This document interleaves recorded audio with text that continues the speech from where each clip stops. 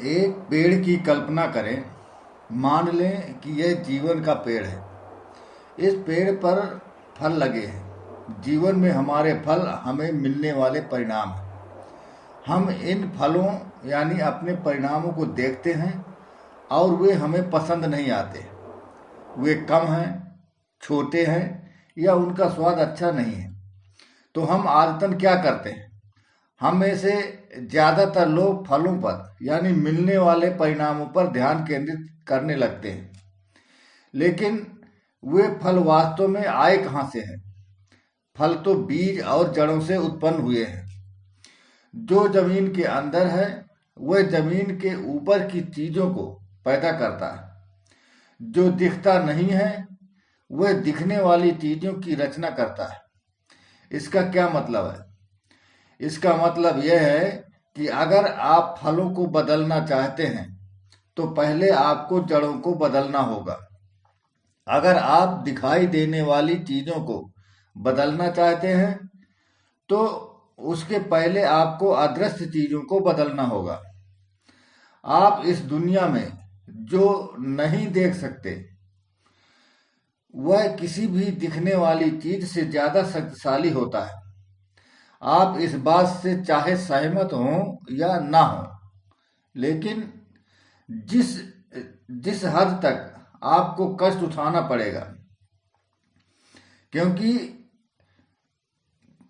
आप प्रकृति के उन नियमों के खिलाफ जा रहे हैं जिनके द्वारा जमीन के नीचे चीज जमीन के ऊपर की चीज उत्पन्न करती है, जिनके द्वारा ना दिखने वाली चीजें दिखने वाली चीजों को उत्पन्न करती है। इंसान प्रकृति से ऊपर नहीं है बल्कि उसका हिस्सा है। इसका मतलब यह है कि जब हम प्रकृति के नियमों के अनुरूप चलते हैं और अपनी जड़ों यानी अपने आंतरिक संसार पर काम करते हैं तो हमारे जीवन का प्रवाह अच्छा रहता है। जब हम ऐसा नहीं करते हैं तो जिंदगी मुश्किल हो जाती है। दुनिया के हर जंगल, हर खेत, हर बगीचे में जमीन के अंदर की चीजों ने ही जमीन के ऊपर की चीजों को पैदा किया है। इसीलिए उग चुके फलों पर ध्यान केंद्रित करना बेकार है। जो फल इस वक्त पेड़ पर लटक रहे हैं आप उन्हें नहीं बदल सकते हैं। हाँ, आप भविष्य में मिलने वाले फलों को अवश्य बदल सकते हैं, लेकिन ऐसा करने के लिए आपको जमीन की खुदाई करनी होगी और जड़ों को मजबूत करना होगा। आपको एक बहुत महत्वपूर्ण बात समझ लेनी चाहिए कि हम अस्तित्व के सिर्फ एक ही धरातल पर नहीं रहते हैं। हम एक साथ कम से कम 4 अलग अलग धरातलों पर रहते हैं।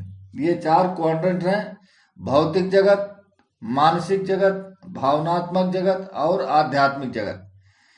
ज्यादातर लोगों को इस बात का कभी एहसास ही नहीं होता कि भौतिक धरातल तो बाकी तीनों क्वाड्रेंट का सिर्फ प्रिंट आउट है।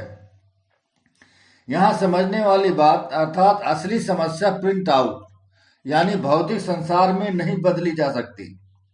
इसे तो सिर्फ प्रोग्राम यानी मानसिक, भावनात्मक और आध्यात्मिक संसारों में ही बदला जा सकता है। धन परिणाम है, दौलत परिणाम है, सेहत परिणाम है, बीमारी परिणाम है, आपका मोटापा परिणाम है।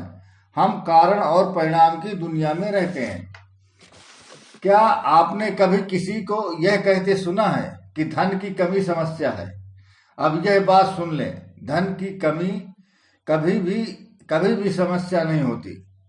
धन की कमी तो सिर्फ यह बताती है कि अंदर क्या चल रहा है। धन की कमी परिणाम है, लेकिन इसकी जड़ यानी कारण क्या है, यही मुद्दे की बात है। अपनी बाहरी दुनिया को बदलने का एकमात्र तरीका पहले अपनी अंदरूनी दुनिया को बदलना है।